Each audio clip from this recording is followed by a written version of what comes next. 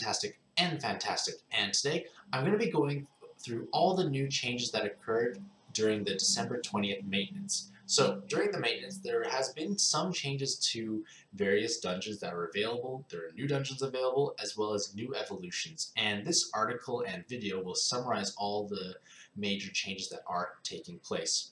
You can find this article in the YouTube description down below, so feel free to read along or read at your own pace. So, as with any new content update, new evolutions are some of the most exciting aspects to occur because they basically just breathe new life into old cards that may have been sitting around in your box not really doing anything. And this is a great thing because there has to be a certain degree of power creep in any long-standing game to be successful. And Gung-Ho has taken and what I say is the wise approach of rebuffing and recycling older cards with new evolutions, because that way it keeps them fresh and interesting and doesn't force us to always have to roll the newest thing every couple of months. So this is something to look forward to, and as a note on the reincarnated evolutions, they should be chosen in basically the vast majority or basically all scenarios possible because they provide superior stats, leader skills, and 3 typings. Now, the only time you would not actually want to reincarnate a monster is if you do not have the 16 million experience lying around to max level them again. If you need that, or you need that specific sub-color for some strange reason, because they gain triple typing, so you're not losing any typing, so there's no real reason to not reincarnate a monster. If you wish to read more, you can feel free to click on the link in this article here, and that'll take you to my reincarnated evolution guide or walkthrough. So, first off is Tsubaki, and Tsubaki actually did not receive a reincarnated evolution. They are actually the second Godfest exclusive to receive a split evolution. And this split evolution actually helps categorize them better as a leader or as a sub. Because what we have currently, or prior to this maintenance, was a Tsubaki evolution that was basically the leader. It provided enhanced light and heal orbs, as well as a leader skill that was able to provide 76.56 times attack and 2.25 times recovery when you match a 5 orb 1 enhance. Now, that's fine and dandy if you're using him as a leader. However, she. However, if you are not using her as a leader, you may find her a bit lackluster as a sub. And this new Tsubaki evolution is actually quite a miraculous sub because she is going to be known as the Dragon Killer Tsubaki, because she actually has 2 Dragon Killer awakenings as well as a second skill boost. Now, she does lose out on her subtyping. She actually has only fire and no subtyping. She also loses out on a leader skill, like the leader skill is irrelevant at this point, and she also loses out on the heal and the enhanced heal and enhanced light orbs. However, this is fine because you're trading those kind of wasted awakenings for 2 Dragon Killers and the skill boost, and you actually have significantly higher weighted stats, so this is a great improvement all around, and you should be making this Tsubaki evolution if you plan to use them as a sub. Now, 2 Dragon Killers means they will be dealing 9 times damage to any boss that has the dragon typing. Let's just let this sink in for a moment. 9 times damage on top of your regular multiplier. For instance, say you're running this new Tsubaki on a Krishna team, and Krishna has about 45 times attack. The dual double Dragon Killer Tsubaki will actually be dealing 405 times attack against dragon type bosses. So it's kind of overkill, but it can be useful when playing hard dungeons. For instance, say you make it to Dark Kali in Arena, your Tsubaki is going to hit 9 times harder, or say you're playing Super Ultimate Dragon Rush, or dungeons with very high appearance rates of dragons, you're going to be dealing an amazing amount of damage with Tsubaki. So this is something great, it's something good to keep in mind, and as Tsubaki is a 5-star Godfest exclusive, they are relatively more common or easy to acquire, so you should keep one as a leader to run as a leader and the rest as subs, and just pretty much burn through the competition. Next is Reincarnated Hino Kagatsuchi, and Reincarnated Hino, a little bit of a backstory I should say, is that Awoken Hino, when he first was released, was actually one of the hardest hitting cards in the game because it was one of the few that actually had triple 2-prong. Now, he's kind of lost that title or crown over time due to power creep because newer and flashier cards have been released with either more 2-prongs or higher base attack. However, his reincarnated form kind of brings him back up towards the top because he does now have quite a high amount of base attack. He actually has 1,960 base attack, and that is huge because you actually have 3 TPA awakenings. So when you're actually connecting 4 orbs, you're dealing spectacular amounts of burst damage. And Hino Kagatsuchi was always a great sub on Shiva teams, and now with Reincarnated Shiva and their high desire for TPA cards, Reincarnated Hino is going to be a fantastic sub because you have basically the ideal stats. You have 1,000 weighted stats with a lot of health. You actually have a huge amount of attack power with 2 prongs especially. And his active skill is still a little lackluster in the sense that you do break hearts just to make fire on a slightly longer cooldown than a regular Heartbreaker is. But regardless, Hino is still a very powerful sub, especially on the new Shiva teams. However, with all that being said, Reincarnated Hino Kagatsuchi is going to actually be a very interesting leader, because prior to this, Awoken Hino's leader skill was able to deal a fixed amount of damage to basically the floor after you match orbs. Now, this mainly had applications when you're, say, farming like Thursday Dungeon 3 years ago, but presently speaking, this can be a way to deal with resolve bosses, because after all your monsters hit for damage, the boss is brought to 1 health, and then Hino's leader skill would actually do an extra attack to execute it. Now, Reincarnated Hino has a base of 3 times attack and 1.5 times recovery, and you have to match fire and dark orbs. Now, you may naturally think, I compare with Reincarnated Shiva, you have 21 times attack, 3 times recovery. Not an outrageous multiplier, but still a multiplier nevertheless. And you still can deal damage and basically kill any resolve boss in the game. However, because you kind of have this kind of rainbow-esque leader skill, you can pair with other higher multiplier leaders like Raw Dragon. And if you pair with Raw Dragon, you would actually have 3 times 12 or 36 times attack. So quite a reasonable amount of attack, and you can kill any resolve boss in the game. Niche applications, but it's great to have. He's one of the few cards available that does do this, so it's worth keeping that in mind. Next is Reincarnated Ra, and Reincarnated Ra is basically giving new life into what was usually being a push button sub, because basically Awoken Ra's main function nowadays was being used on push button teams or a way to execute high defense monsters with his fixed 77,000 true damage. Now, with his Reincarnated evolution, he actually gains a leader skill that's capable of dealing 225 times attack along with 4 times recovery when you match fire, water, wood, light, and dark orbs for devil and god types.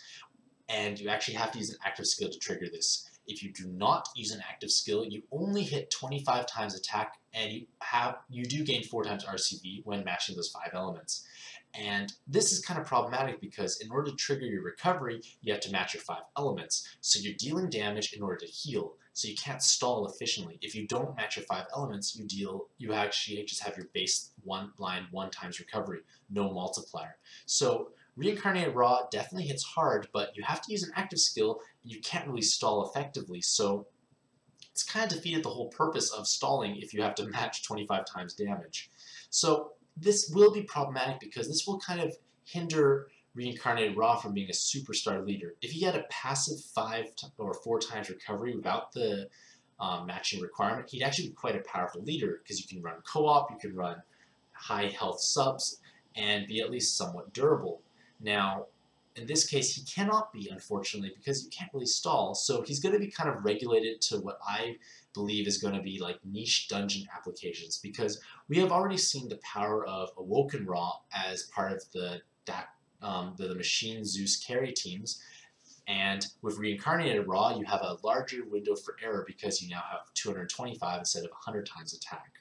So in very specific dungeons where you can make very specific teams and setups, you can excel because you can budget an active on each floor and plan everything out meticulously. So it's going to excel in those types of dungeons, but in, say, newer content or harder dungeons where you can't use actives as liberally or it's not as cheesable, Reincarnated Ra is going to flounder, in my opinion. Next is Reincarnated Venus, and Reincarnated Venus, like all other reincarnated evolutions, gains 1,000 weighted stats, but her most notable feature now is not those horrendous flamingos, but 1,035 base recovery, which actually makes her the highest recovery monster in the game. So when you stick her on any team, you are going to be benefiting from a massive surge of recovery. Your healing potential is going to go up dramatically. And this is great because Reincarnated Venus was already a very popular sub on mono light teams. She has now greater base stats, she has ideal awakenings, and she has a very short 4-turn base cooldown, which you can easily inherit over top. So you'd be using Reincarnated Venus as a sub on basically all your mono light teams now because she basically has the best body, discrediting horrible artwork, because you can easily inherit something over top, and she's going to make your team that much stronger. So what I want to do is step outside of this sub role and focus more on her new leader skill, because her new leader skill allows her to achieve 6 times attack when matching 2 light combos and 75% damage reduction from light bosses. Now this actually translates into 36 times attack and 93.75 times recovery from light enemies. So this basically makes your team impossible to kill if you're fighting light bosses, because they're going to be basically tickling you even with their most large and gigantic attacks. You just really can't die. Unfortunately, this cheesable strategy does not have applications in many dungeons because there is no puppeteer equivalent for changing the boss into a light attribute, so you basically have to rely on the boss spawns being light based, otherwise you will not be able to tank their hits and you'll just die like any other team. So that is one downside, along with being vulnerable to binds, because if you get bound, you obviously don't have the damage reduction. So it will have niche uses in certain dungeons, but you can't use this for everyday content. And last but not least for the new evolutions is Hades. And Reincarnated Hades has some of the best artwork in the game. He's actually hugging Persephone, and it looks really spectacular. And in fact, he also has the 4th highest base attack in the game, alongside of two-prong attack awakenings. Unfortunately, he doesn't actually have an ideal home to run him on, even with all these great stats, because unlike Venus, his active skill is too long to be inherited over, and it's quite niche. It's rare that you're going to require a 25% gravity and a plus 5 seconds to orb movement time for 5 turns. So it just makes it hard to place Hades on a team effectively. But with that being said, he's still one of the few inheritable gravities, so it does have value and merits there. So stepping outside of his lackluster sub-potential, Reincarnated Hades does form a similar leader to Venus in that he's 36 times attack for 2 dark combos and 93.75% damage reduction against dark bosses. So in dungeons that are heavily dominated by dark monsters with no binds, Hades is going to shine very bright because you essentially cannot die, and those gravities will help chunk it down faster because you have a lowish multiplier. Now, like Venus, there's no puppeteer equivalent to change the boss to dark attributes, so you can't use this for all dungeons, so it's going to be kind of niche where you're able to do so. And next up is the changes to existing dungeons. So Arena 1, 2, and 3 have actually had their rank experience doubled now. So clearing Arena 1, 2, and 3 will award you double the rank experience. And this is amazing because Arena was basically the most reliable way to acquire pies, which are guaranteed skillet monsters. And if you're able to clear Arena 1, 2, or 3 and gain double the rank experience, you can basically chain rank ups non-stop for a very long time. So now it may even become more efficient to farm Arena 1, which is quite easy at this point, relatively speaking, for skill ups instead of grinding it out in skill up dungeons, because now you can rank up and just keep going non-stop. What's going to stop you is either your mental stamina, not necessarily pad stamina. In addition to all of this, Arena 3 actually also had a stamina reduction cost. Instead of costing 198 or 99 in solo, it is 198 in solo or 99 in co-op. It is now only 99 stamina in co-op. 99 stamina in solo and 50 stamina in co-op, along with the double rank experience. So that means you're going to gain about 400,000 rank experience for only 50 stamina in co-op. And that basically makes it the most stamina efficient dungeon in the game if you're able to beat it reliably. And for at least myself, I personally have maybe around 100 Arena 3 clears. I've played it excessively, and this is great because it's going to prolong the my streaming if I were to stream Arena 3, which I regularly do, because I can now rank up non-stop. Like 3 victories is almost a rank up, so it's only 150 stamina I require. I still have another 200 left over afterwards. So this is quite amazing. And if you wish to check out some of my Twitch streams where I basically play Arena 3 on a regular basis, feel free to click this link here in the article, and it will basically take you to my Twitch stream, and I stream 4 days a week, and right now I've cleared Arena 3 of Miru, Krishna, Lakshmi, and Yumisachi Yamasachi. I may actually expand that to more leaders just because now it's only 50 stamina and less punishing for a failed run.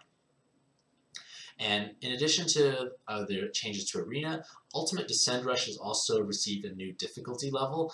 And Ultimate Descend Rush is basically a dungeon in which you encounter all the various hard bosses in Puzzle and Dragons, except these ones have augmented stats, and in a very randomized order, so you never know what you're going to encounter. It's going to be very terrifying, it's going to kill you in most cases, and it's just a lot of heartache and headache.